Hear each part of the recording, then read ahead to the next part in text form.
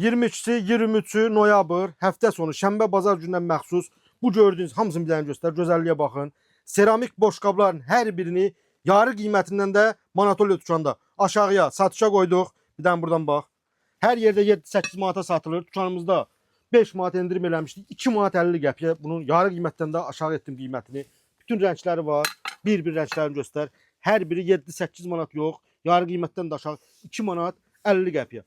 Bu gördüyünüz boşqablar 4-5 manatıdır. Gəl Manatolya dükanından 2 manata bunu da əldə et. Bunu da yarı qiymətindən aşağı etdim. Baxın, hər birini, gördüyünüzün hər birini.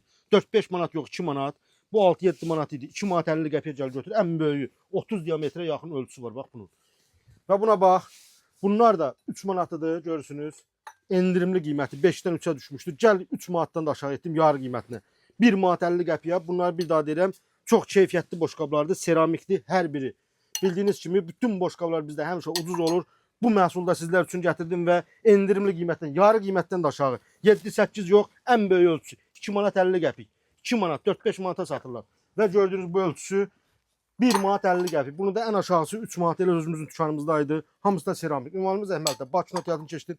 Bazar storun qarşısında Manatolya dükanı. Gözəlliyə bir dənə bax. Gəldin aldın, gəlmədin qaldın.